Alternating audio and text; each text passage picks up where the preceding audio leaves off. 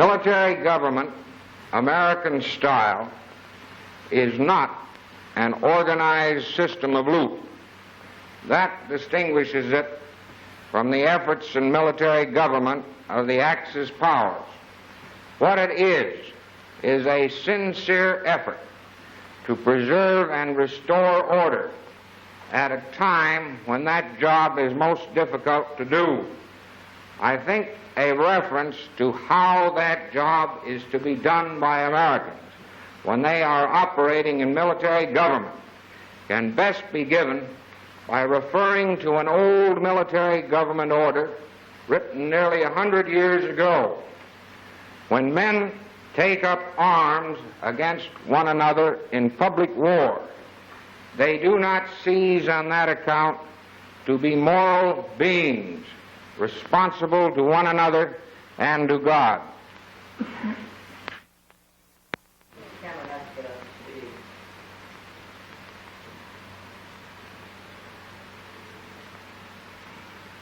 Military government, American style, is a sincere effort to preserve order among civilians when that job is most difficult to do. I think an illustration of the way we are to act in doing that job may be very well taken from a famous order written nearly 100 years ago about military government in America. Men who take up arms against one another in public war do not cease on this account to be moral beings responsible to one another and to God.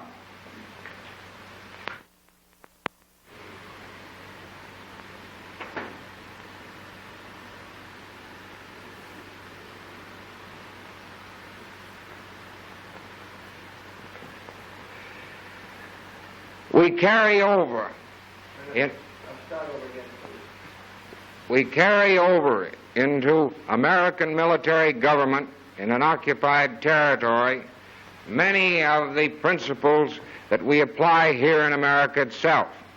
For example, when a man is charged with an offense as a war criminal or as some other offense, he is given every basic right that an American has when he is accused of something in the American courts.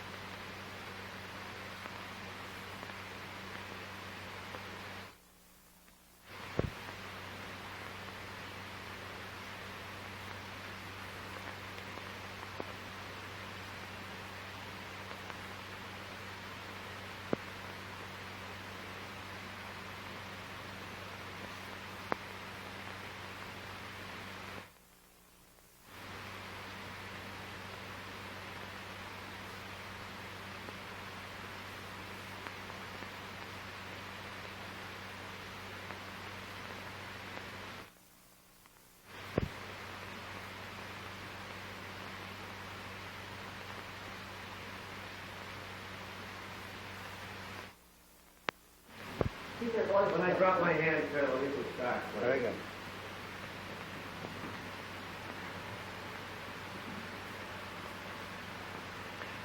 Gentlemen, we've emphasized three fundamental principles of American government: the separation of the military and the civil, the separation of church and state, and the elevation of the judiciary above every other branch in the interpretation of our government.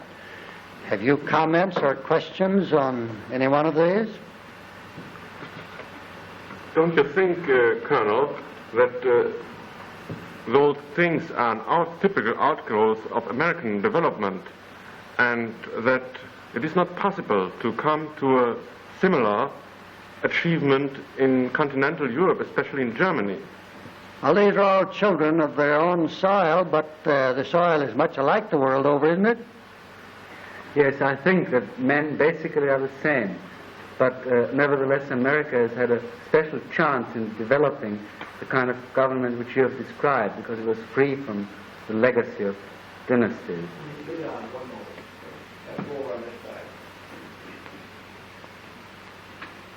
Xander, have you comments on this? Well, it's very difficult because I fear that we are so much the children of our country that we see differences which you...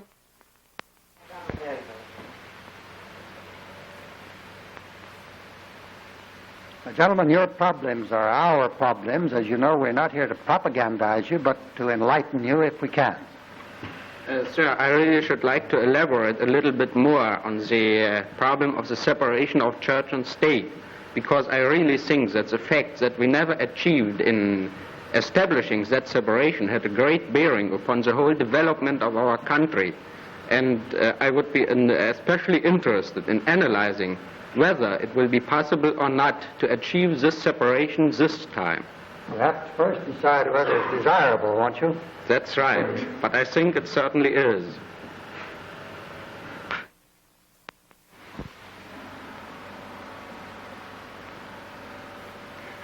Fellow students, I'm open to further instruction, for I'm here to learn as much as you. Well, Colonel, sir, if I may say something to this subject of church and state, I think that the administration of the two should be separate, as my friend here has already said.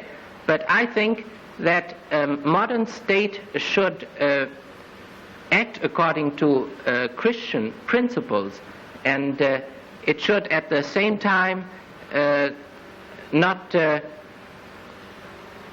be...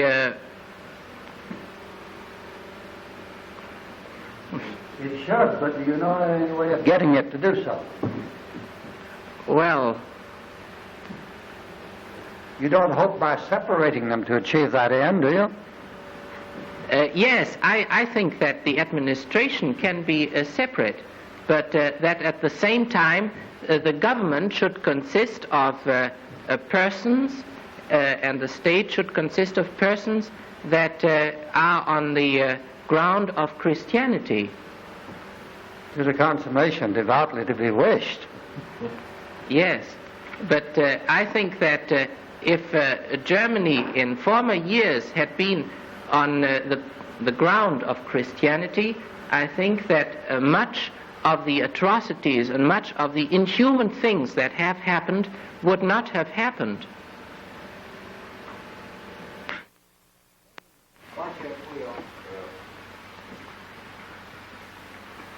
Gentlemen, the same motif that has led us to separate church and state, that is, to keep power and perfection in independent categories, has led us also to give the most influence in the world to that department of our government which has the least possible power, namely to the courts. Well, sir, you say they have the least possible power.